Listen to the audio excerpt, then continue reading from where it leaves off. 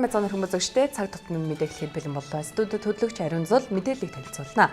Нийслэлийн хэмжээнд энэ сарын 25-ны байдлаар амбулаторийн 62489 үйлчлэг хийгснээс томоо төс өвчтөй 1867 тохиолдол онцлогджээ.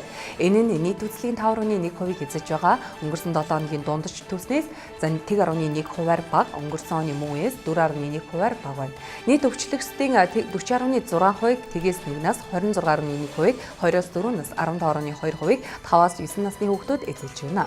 Хүүхдийн төрийн тусламжийн 1867 дуудлага ирснээс 43.3% нь томоо төс өвчний тусламж үйлчилгээ явуулсан байна. Томоо төс өвчин буюу амьсгалын замын цочмог халдварын үед эцэг эхчүүд бага насны хүүхдэд тавих анхаарал халамжаа сайжруулж, ижлэг сайтай хоолундаар дархлааг нь дэмжих, дулаан хувцаслах, олон нийтийн газраас дагуулж явах байх, амны хаалт тогтмол зөвлөж хэвших, өвчлсөн тохиолдолд дур мэдэн эмчлэхгүй байх, ариун цэврийн дэглэм сайтар сахиж, шаардлагатай тохиолдолд эмнэлгийн байгууллагад хандахыг нийслэл эрүүл мэндийн газраас зөвлөж байна. Энэ оны 11-р сарын 30-ны өдрийн байдлаар 362 сая 832 мянган ширхэг 639 баримт хэвлэгжиж 238 сая 737 мянга 388 баримт баталгаажжээ. Эх оны 1-р сарын 8-ны дотор иргэд энэ оны баримтаа бүртгүүлэн баталгаажуулсан байх ёстойг татварын ерөнхий газраас анхаарууллаа.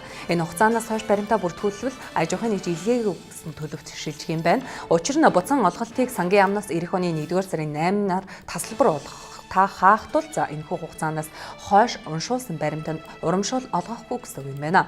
Өнгөрсөн жил баримт цагийн мэнд бүртгүүлсэн 620 мянган иргэн нийт 35 тэрбум төгрөгийн буцаа олголтыг 2-р сарын эхээр нэг удаа авсан юм а. Европын хамгийн идэвхтэй галтуулын нэг Этна өчигдөр 3 цаг 19 минутын орчимд дэлбэрсэн тухай Reuters агентлагаас мэдээллээ. Галтууд дэлбэрэх үед ойролцоох бүс нутагт 4.8 магнитудын хүчтэй газар хөдлөлт болсон байна.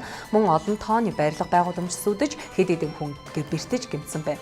Гамшигын бүсээс 300 мянган иргэнийг яаралтай нүүлгэн шилжүүлсэн байна. Гинтийн байгалийн гамшигын уршгаар 2 хүн амьнасаа алдсан гэж орон нутгийн хэвлэлийн уламжлалаа. Эрдэмтэд өнгөрөх 10-р сард галтууд дэлбэрэх эрсдэлтэй байгааг судалгааны яцад тогтоосон юм. Уг үйл явдалтай холбогдуулан Италийн эрх баригчид Вигранта хотын орон нутгийн нийслэлгүүдийг цуцлах иргэдийг яаралтай аюулгүй газар байршлуулахыг албаныханд өргөцсөн байна.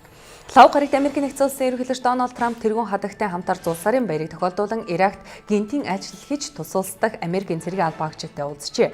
Цагаан ордны хэвлэлийн албаны төлөөлөгч Сара Сандерсын мэдээснээр Америкийн нэгдсэн улсын ерөнхийлөгч Дональд Трамп түүний гэргийн Мелания Трамп болон үндэстний аюулгүй байдлын зөвлөгч Джон Болтонаар зул сарын баярын орой Ирак дахь Америкийн нэгдсэн улсын зэвсэг хүчний удирдагчид болон цэргийн олон зуун албаагчтай уулзаж тэдний гаргасан амжилтанд талархаж байгаагаа илэрхийлсэн байна. Америкийн нэгдсэн улсын төлөөлөгчид Иракийн баруун нутгийн Аль-Асад дахь агаарын цэргийн баазад 3 цаг хагас гарын хугацааг өнгөрүүлсэн бөгөөд тэд нийслэл Багдад хотод айлчлаагүй байна.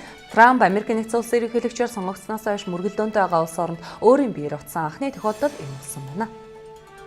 Өчигдөр Орос улбаны улсын батлан болох ям авангард дуунаас хурдан пуужингийн эцсийн шатны туршилтыг амжилттай зохион байгуулжээ. Авангард бол цөмийн цэник тоошууг агаар мандалд маш өндөр хурдтай, өндөр наривчлалтай жолоодлогоор тээвэрлэх зориултыг төв алгасан пуужингийн систем юм. Одоохондоо энэхүү зэвсгийг эсэргүүцэх систем бий болоог байгаа. Туршилт бүхэлдээ амжилттай болсон байна. За шинэ системийн бүх техник үзүүлэлтийг баталгаажуулаа гэж Орос улбаны ерөнхийлөгч Владимир Путин туршилтыг ажиглах өрөөнөөс зарлжээ. Тэр бас авангард систем 2019 онд Оросын армийн зэвсэглэр шилжин гэдгийг мэдгдсэн байна. Кремлийн гаргасан мэдээлэлд авангард пуужин Оросын өмнөд хэсгийн Оренбург орчмоос Камчаткийн хойгийн Кура туршилтын талбай дахь байг чиглүүлэн харуулсан нь босоо олон хэвтэ тэнхимлийн маневрыг амжилтыг гүйцэтгэж байна. За мөн байнда өндөр наривчлалтай тулсан гэжээ. Путин өнөөдөр манай зэвсэг түвшний болон улс орны түүхэн чухал өдөр болж байна. Орос улс цоошин стратегийн зэвсэгтэй боллоо гэж зарлалаа. Цаг тутмын мэдээ танилцуулсан студид хөтлөгч Ариун Зул ажиллаа. Үргэлжлүүлэн цагаараа мэдээлэлд анхаарлаа хандуулна.